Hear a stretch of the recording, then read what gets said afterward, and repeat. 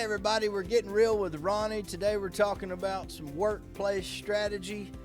We're going to talk about how to ask for, as Coach Dion Primetime calls, the bag. How to get the bag. We're going to talk about it today. We're getting real.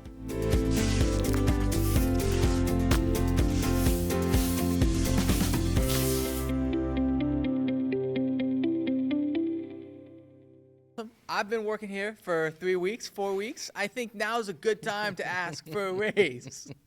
How would you ask for a raise? See, this is the problem when you hire millennials.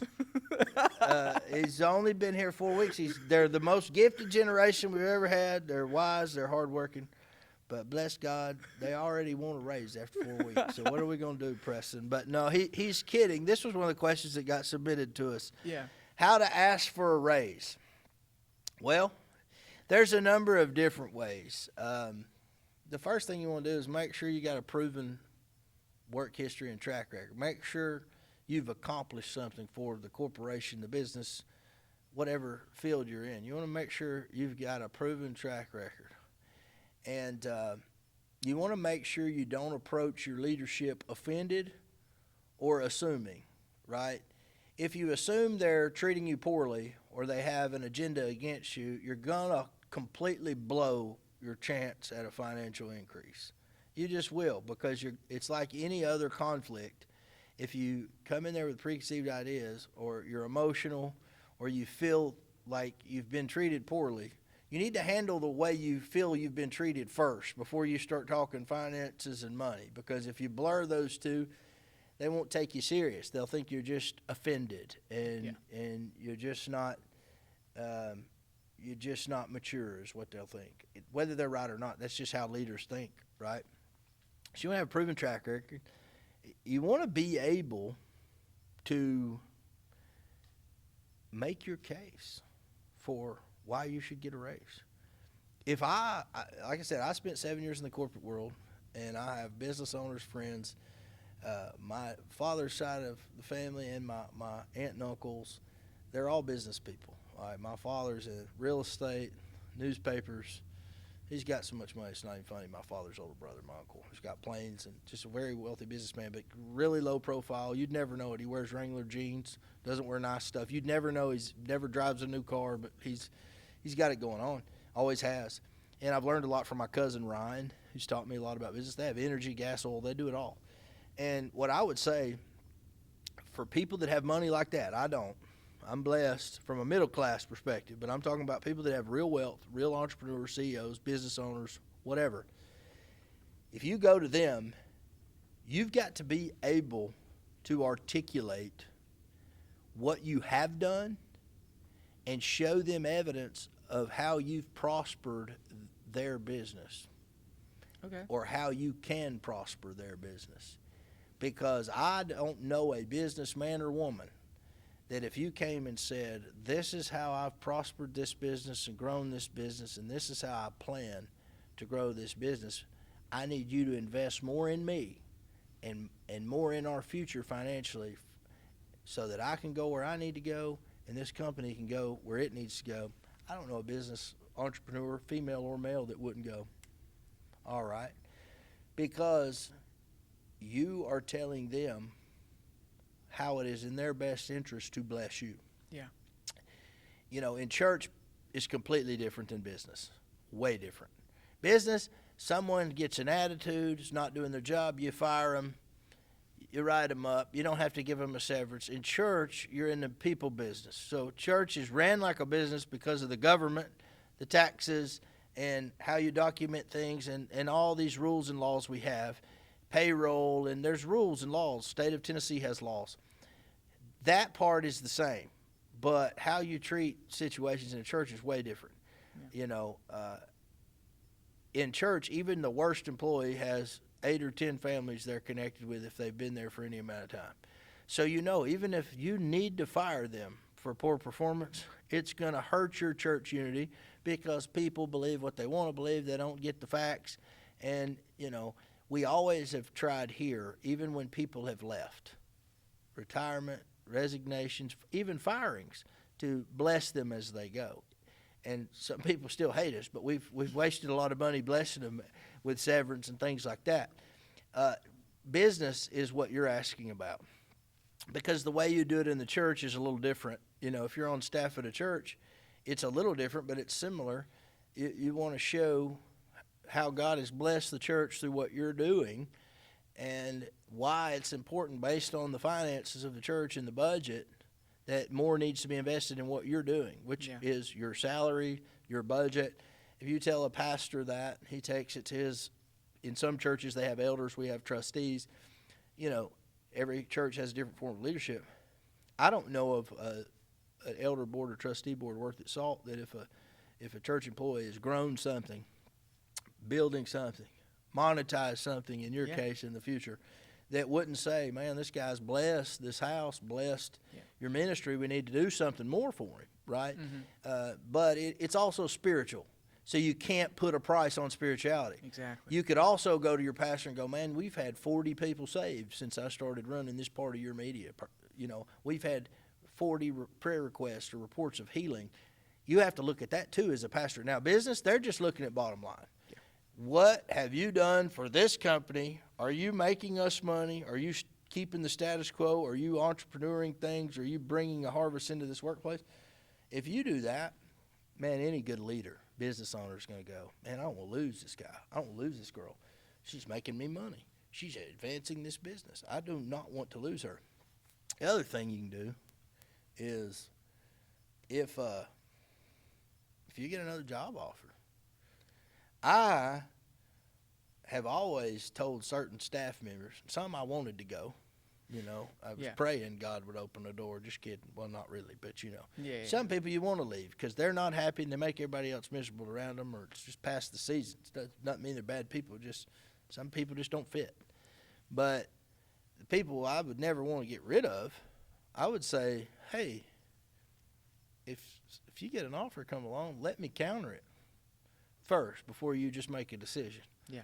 Because sometimes the offer is so grandiose and large, I can't match it. So in that case, we celebrate the fact that God has blessed their faithfulness here and provided them a huge opportunity, a huge job or something out there where they can be more blessed.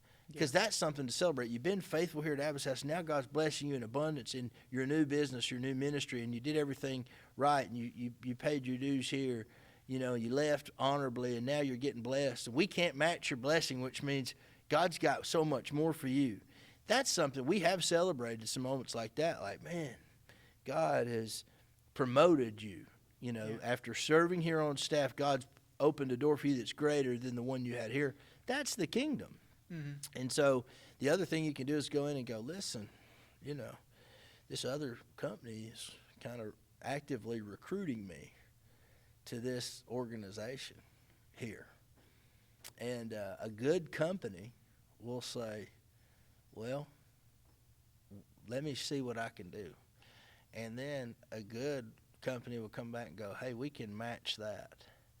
And sometimes, especially in the insurance game, insurance corporations, you see this all the time. Sometimes a company just can't match it. I can match the salary but not the bonuses, or I can match the, you know, and at that point, the truth is, if they wanted you bad enough, they could match it. Now, churches are different. They have a budget based on the generosity of God's people.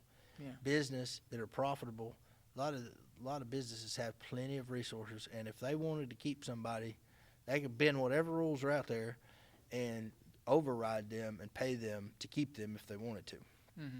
But I think it's wise, if you're in the private sector of the business world, if you get another job opportunity and you love your current job, be ready to leave, right? Because if you got an insecure manager or something, they may lash out at you. But I think it's appropriate to say, hey, I just want you to know, like, I love my job, but I've got to take care of my family. Yeah. They're offering me this.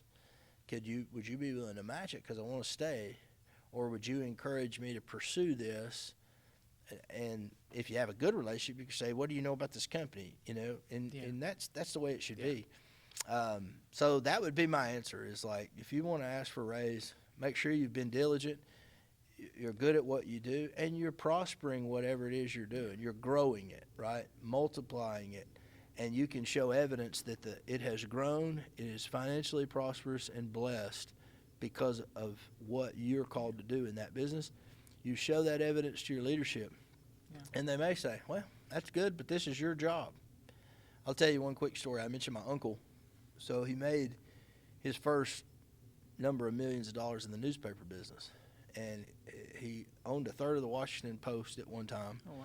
When newspapers were the thing. He owned about a couple $100 million worth of newspapers around the country. And started in Alabama, went to Arkansas, was friends with President Clinton, all that. So one of the first stories I heard about my uncle, he was in a little town in Alabama, Alabama. And he was working at a newspaper there right out of high school for a few years. And the owner of the newspaper, my uncle had an idea for a local Alabama-based sports page. Everybody's heard of a sports page now. We're talking back in the old days. And it was just a college football insert thing they would put in the newspaper. It was completely his idea. So just like Crimson Tide beat Florida State 76. No, well, we got them last time, but it didn't lead to a good season for us. But it was local, just Alabama stuff, and they would just insert something new. It was, it sounds archaic now with all the technology, but it was breaking stuff back then in the 40s and 50s. And the owner didn't really care. He said, look, if this works and we sell more, I'll give you a third of it, give you a raise if this works. Well, it did. People loved it. And my uncle went in and asked the guy, hey, well, this has prospered. We've made X. Because my uncle's like a savant when it comes to numbers. Yeah. And he said, we've made this, and you promised me you'd give me a bonus and a raise. And he said, yeah, I know I told you that, but I'm not going to do it. Well, what that did was it put a fire in my uncle to own his own. So he started saving everything. Within 2 years, he bought his first paper in another town. Within 3 years, he shut that guy down and took his newspaper. Wow. And that led to a chain of events that led to Arkansas, Washington. So the guy that stifled him and did all the guy had to do was give him a bonus that he promised him to keep his word and bless a guy that blessed his business. That guy made a terrible decision. And that decision, though, was the greatest thing that ever happened to my uncle, because it taught my uncle at a very young age, if you're going to have anything, you gotta go out there and entrepreneur it yourself, because you don't want to put your life in the hands of somebody who's not honest, who's not going to treat you right, pay you right. My uncle never imagined it would turn into all of what it has with gas and oil and everything else. It started with just newspapers. But his first big win was through that devastation, working hard to buy his own paper, which led to him buying newspapers around the country. So I will say this to those listening. If you feel like you're not being treated fairly in your job, stay faithful. Don't blow up and quit. Keep working, but start preparing for your next move in an honorable way and what the Lord may want to have, because sometimes frustration is the key that leads you to your destiny. And so many people just carry that frustration. No, use it. Take that frustration and make it fuel for your next move. It'll work every time. Hey, guys, hope you've enjoyed Getting Real with Ronnie and my friend Preston. God's doing a great work. We hope you'll keep watching. Hey, send us some questions in. We'll answer them the best we can. We hope that you get every raise and every blessing you deserve. We're keeping it real, and we'll see you next time.